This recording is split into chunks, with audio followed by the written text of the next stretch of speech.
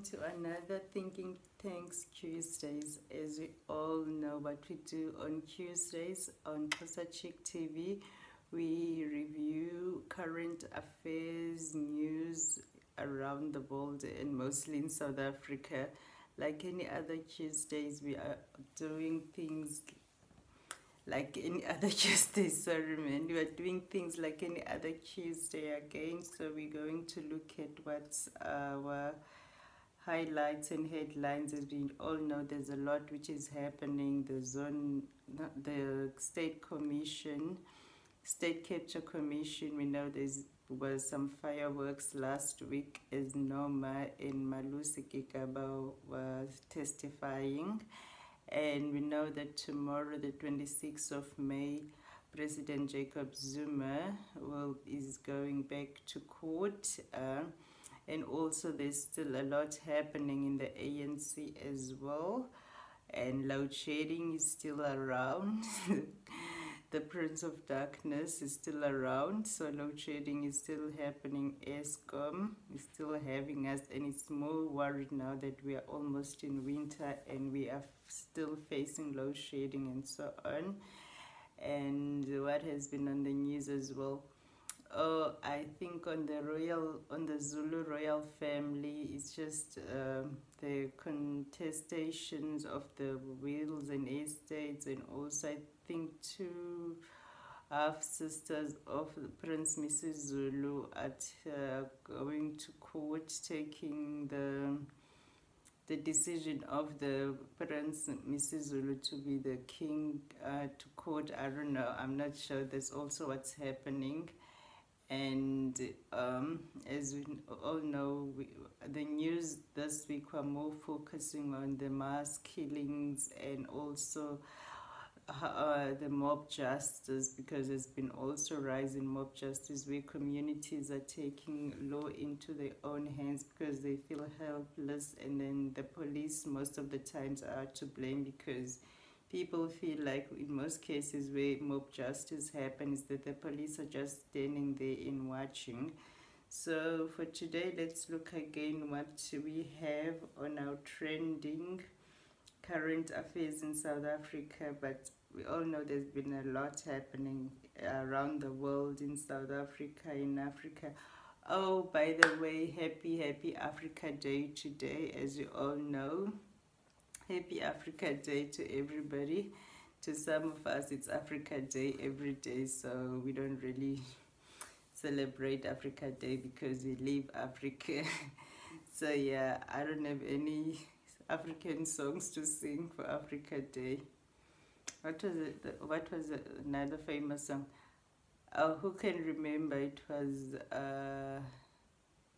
Yvonne Chaka Chaka song. Yeah, I think that one will go for Africa Day.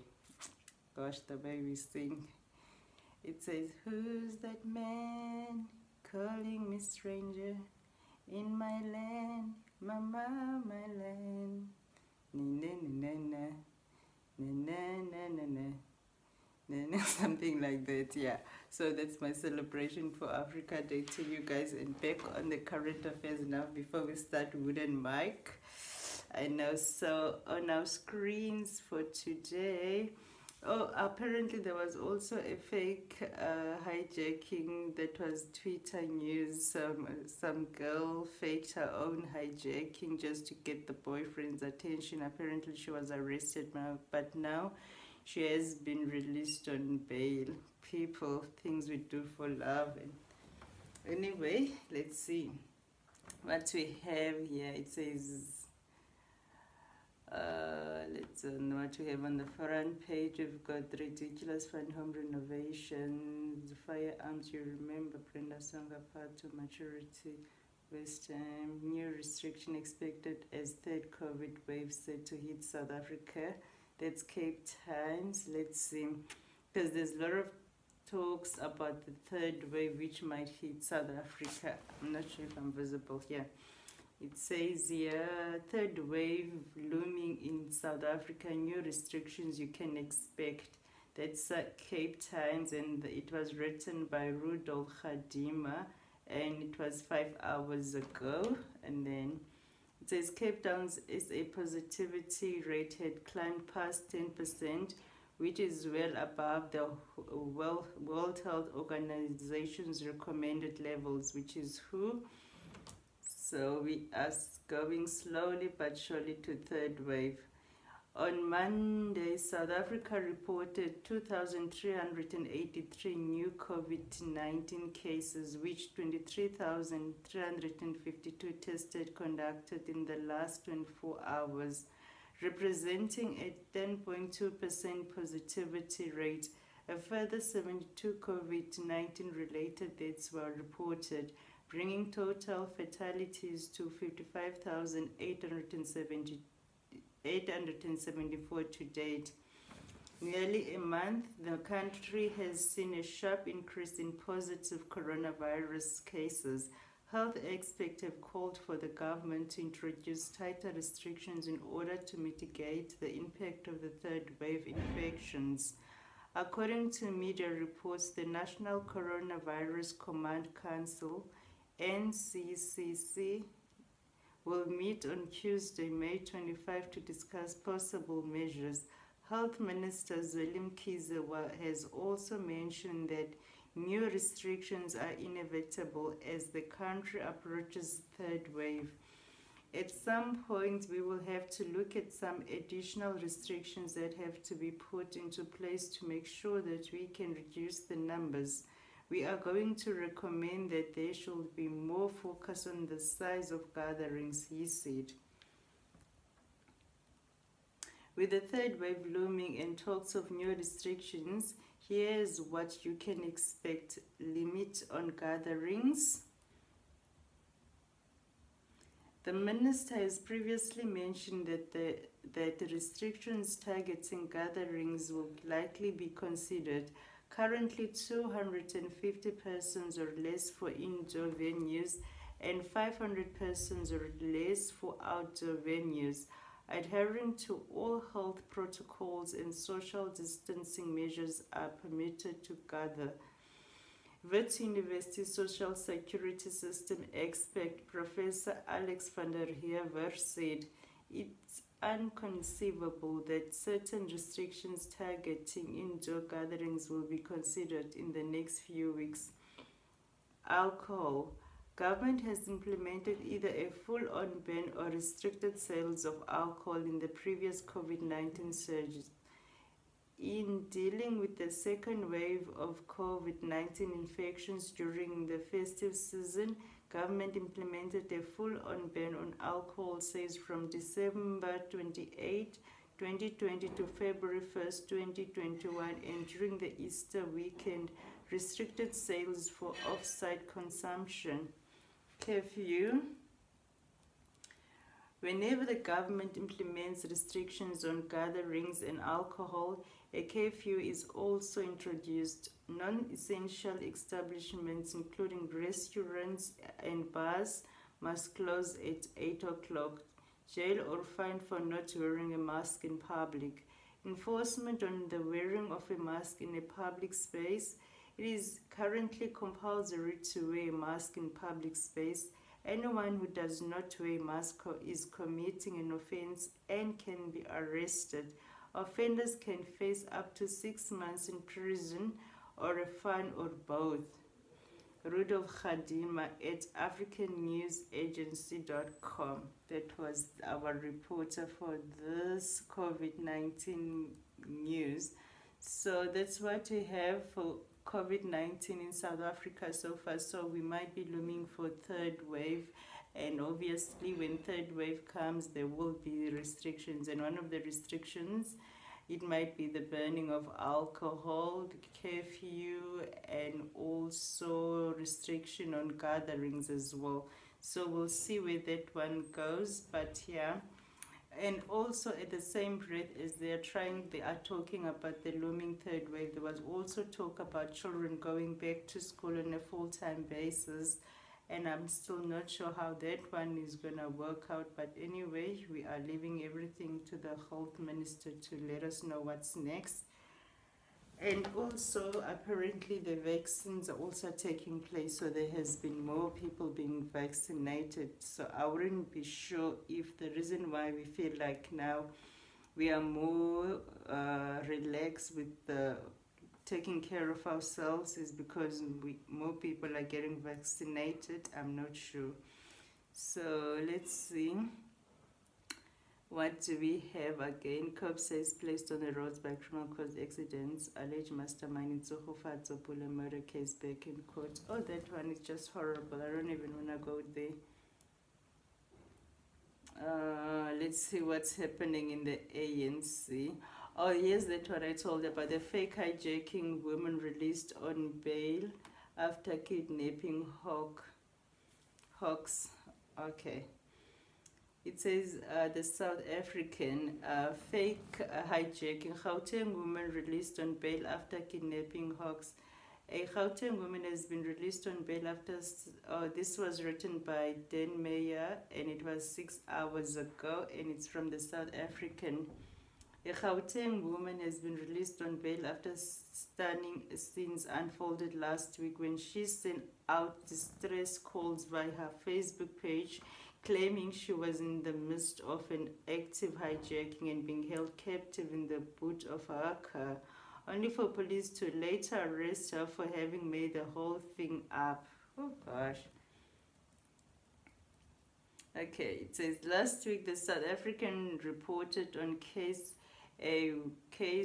a case where a woman who used the profile name Simpiwe Mazini Mtimande on Facebook claimed to have been hijacked, sparking a massive social media reaction that mobilized the public to launch the Find Simpiwe hashtag in a bid to prevent the woman becoming yet another victim of South Africa gender-based violence GBV pandemic. Sorry. Women released on bail after fake hijacking arrest. The National Prosecuting Authority, NPA, said in a statement on Monday, 24 May, that a 29-year-old woman, Pindile Kunene, had appeared briefly at the Protea Magistrates Court charged with contravention of Section 9 of the Commissioners of Oath Act, making a false statement under oath. The appearance relates to an incident in which she opened a criminal case on Protea Glen South African Police Services on Thursday, 20 May 2021, alleging that she had been hijacked, says regional NPA spokesperson Pindi Mjonondwane.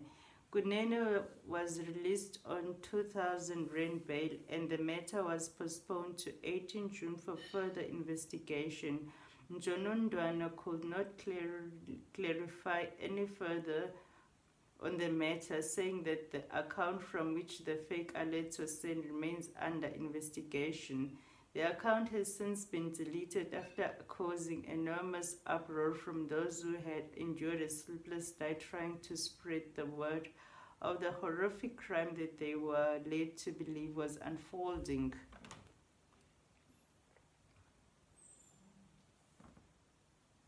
South African public outraged by careless prank.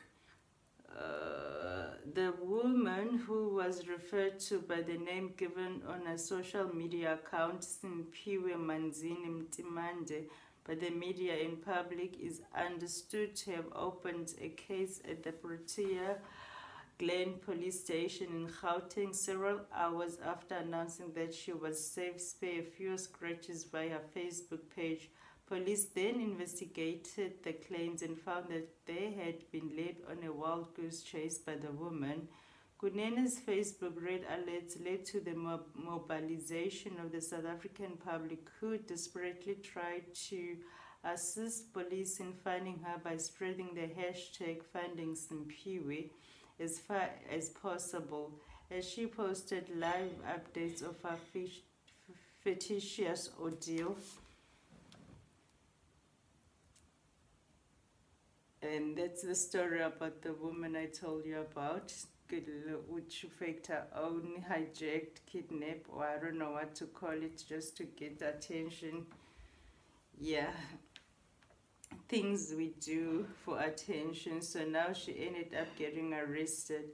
On the news of Israel and Palestine, there still seems to be ceasefire on that side. So I'm not really sure what's really going on. So let's just see what's going on in the ANC. It says here in the ANC, Jesse Duarte urges SACP to help end factional battles in ANC. That's Baldwin Daba. That's 1 day ago. It says Johannesburg ANC Acting Secretary General Jesse Duarte wants the South African Communist Party to help her party to strengthen debates and internal party democracy following the outbreak of factional battles within the governing party. We all know that. So the SACP leaders have also been asked to play a meaningful role in the affairs of the ANC, including in top positions in all spheres of government. Duarte made the call to SACP leadership and membership, saying that the ANC was threatened by an emergence of a cult of leaders within it who are posing a serious threat to its renewal and unity. She was speaking during the memorial lecture of Moses Kotane, the founding Secretary General of the SA Communist Party, which coincided with the SACP's centenary celebrations this year. While Duarte did not mention the cult of leaders, she was outspoken in a call that such behavior was posing a serious threat to the renewal and unity of the ANC. Duarte's comments came while the ANC was plagued with deep divisions, with some senior leaders making disparaging remarks about other leaders on public platforms. According to Duarte, some ANC members have a tendency of following an individual, saying we need to undo the cult of leader. In her address, Duarte told the Gauteng Communist Party that theory should draw inspiration from the teachings of Kotane and other SACP founding leaders who played a key role in supporting the ANC during the liberation struggle. From this tradition and practice by the 1950s SACP, we are already able to draw a significant lesson. Internal party democracy is as important and good as its form and content.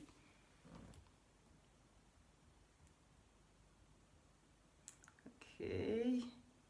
Internal party democracy should therefore not be confused or reduced to the mere will of the majority, as such practice has the danger of inherently undermining both the quality of the debate and ideas that eventually prevail.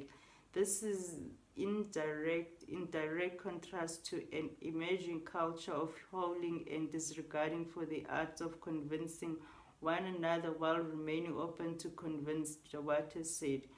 She said it was the quality and strength of ideas that came out of the SACP's underground political machinery, not the size of its membership, that entrenched the party's influence in the entire anti-apartheid movement. Another milestone that cements the bond between the party and the ANC is the historic and heroic role played by members of the party in the lead up to, during and after the drafting and adoption of the Freedom Charter at the 1955 Congress of the People in Kliptown.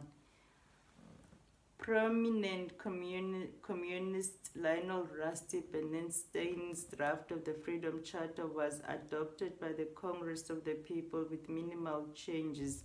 By 1955, once again, the influence of the SACP in the anti-apartheid struggle emerged through the quality and appeal of ideas in advance, Duarte said. She further said the bond between the ANC, SACP, and COSATU must be jealously guarded at the material times, given the depth and strength of the SACP's DNA on the ANC. It should be difficult and indeed impractical for one of us to imagine and even flirt with the idea of the SACP leaving the alliance. That is to say, given its 100 years of investment in ideas, blood, sweat and tears by leaving the ANC, the SACP will effectively be leaving a part of itself behind. Let the quality of ideas about the road ahead be what binds us together, not personal differences. None of the challenges we face today are insurmountable. In fact, the challenges we face today are not particularly new to our alliance, Duarte said. English.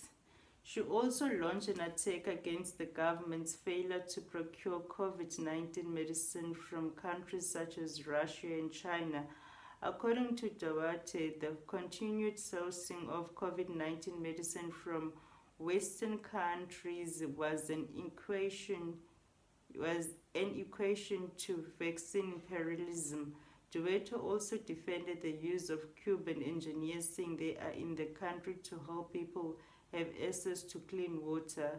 Baldwin.ndaba@inl.co.za. That was the report. So that was what Duarte said about what's happening in the ANC, that the ANC, the SACP must stick to the ANC. And yeah. Let's just see what's going on in the ANC. I know that the ANC NWC is cleared Diko, and the other one,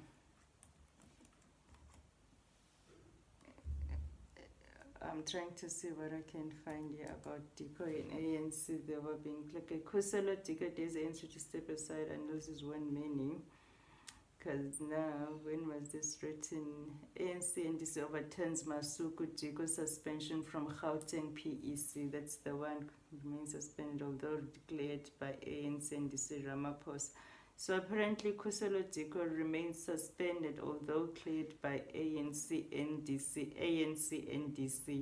says Ramaphosa. Let's get this story because I want to find out how does this one work. It was written on the 22nd of this month, and let's see, I'm not sure. Okay, this one is Eyewitness News. ANC NDC overturns Masuku Diko suspension from Gauteng PEC.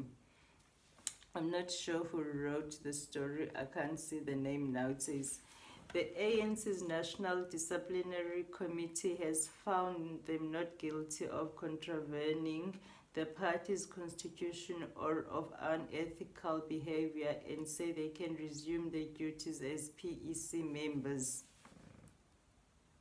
Okay, CD Madia, this was written 4 days ago, Johannesburg. The African National Congress, ANC National Disciplinary Committee, NDC, has overturned Bandile Masuku and Kuselo Diko's suspension from the Gauteng Provincial Executive Committee, PEC. The ANC's National Disciplinary Committee has found them not guilty of contravening the party's constitution or of unethical behavior and say they can resume their duties as PEC members. The two had approached the NDC after they were suspended by the party in the province over the Gauteng's health COVID-19 personal protective equipment contract Saga. Okay. The NDC, which is chaired by Mildred Oliphant, also criticized the Gauteng MEC for being procedurally unfair in its handling of the matter. Procedural unfairness and unusual steps. This is but how the ANC-NDC describes the PEC's actions. The NDC lambastes moves such as the closing of the gap report, which was established to gain more evidence against Diko and Masuku to add to the Provincial Integrity Committee report. It said some of the steps taken, including the use of the PIC report as evidence as part of the disciplinary process, were irregular. The NDC criticizes the PEC for questioning of the pay and misdirecting itself. In the report, which was signed off this week, the NDC also clears the pay of any conflict of interest and says they can resume their duties as PEC members. That's the ANC for you.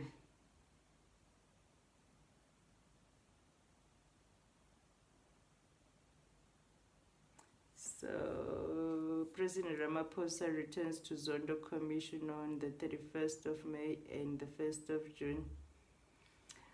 Okay, this is the last story we're doing today. As usual, we don't want to do it too long. Let's just look at Ace Magashule. Okay, ANC NWC to engage with Magashule over suspension violation, Ramaphosa apology.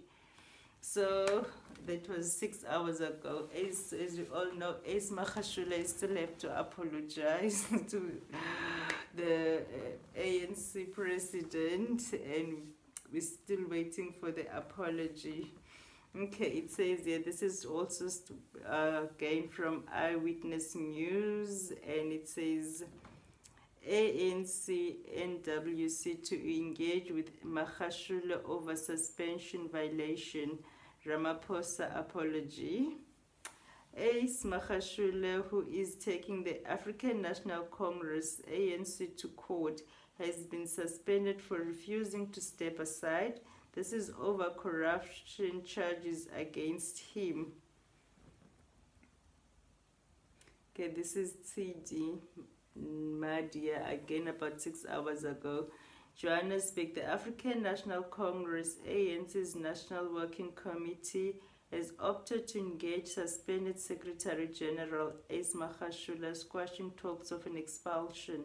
But Eyewitness News understands from NWC insiders that both Magashule and National Executive Committee NEC member Tony Yengeni will also be investigated for misconduct.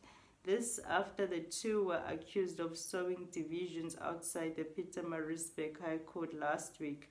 Magashule, who is taking the ANC to court, has been suspended for refusing to step aside. This is over corruption charges against him. While some in the NWC wanted to see the ANC closing the door on its own Secretary General, the party was opting to try and engage with him once more. This after Magashule failed to apologize for an unauthorized suspension letter issued to party president Cyril Ramaphosa and violated the terms of his suspension. Eyewitness News also understands that the NWC has decided that an investigation into Magashule and Yengeni was warranted. Magashule will be investigated for failing to comply with an NEC decision, while Yengeni will be investigated for sowing divisions. Some of Magashule's supporters are already gearing up for more public speeches as former President Jacob Zuma returned to court on Wednesday. As I told you, tomorrow President Jacob Zuma will be in court. As last week when he was in court, it was happening again outside. You know how they give their speeches after appearances in court outside to the supporters. So the whole action happens actually outside the court than inside the court. Every time when the former president goes to court, you must just wait until that brief session is finished, and then he goes outside and go address the masses. That's where you hear the stories. So that's what's happening on the ANC. It's Magashule versus the ANC. It's your Yengeni being investigated. It's your Digos being found, being cleared. I don't know what to call that one, because I don't understand how ANC investigates its matters. But anyway, we're not gonna go to other news of what's happening. I think we've done enough with the ANC. ANC Machashula Yengeni is over comments outside court. Okay, this one, as I told you people, you know what happens. It's the drama happens outside the court, not inside the court. So here's the other one. As I was telling you last week, former President Zuma was in court, and then after his court appearance, he went to address his people outside, and then outside, that's where Yengeni, Mahashula, and Nihais were there outside and declaring their support to him, or yeah. So it says here, and it's eyewitness news again. ANC to probe Mahashule Yengeni Nihais, I hope I'm saying the surname right, Nihais, over comments outside Pietermaritzburg court. The three who were there to support former President Jacob Zuma at the start of his corruption trial addresses his supporters were they called on the ANC branches to stand up and push for a special conference if Ace Mahashula was removed as Secretary General. Again, it's the same CD Madia. About 3 hours ago, it says Johannesburg, the African National Congress has confirmed it will be investigating suspended Secretary General Ace Mahashula, National Executive Committee ANC member Tony Yengeni, and MKMVA spokesperson Carl Nihais following their public utterance outside the Pietermaritzburg court last week. Its Deputy Secretary General Jesse Duarte told the journalists during a post-National Working Committee meeting on Tuesday that their behavior without mentioning any names was unbecoming, divisive and defiant. The three who were there to support the former President Jacob Zuma at the start of his corruption trial addressed his supporters where they called on the ANC branches to stand up and push for a special conference if Mahashula was removed as Secretary General. Mahashula is fighting his suspension from the ANC, which was instituted after he refused to step aside. Duarte said that the party will not just lodge formal charges against its members.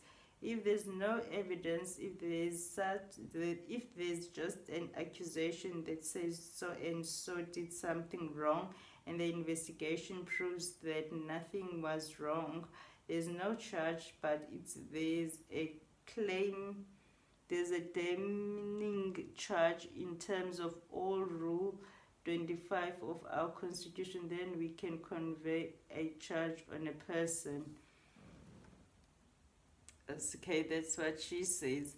So family, without wasting any time, I think for today that's enough news. So as you can hear, it was today we concentrated more on the ANC, on what's happening with the COVID-19 and how we're going to third wave.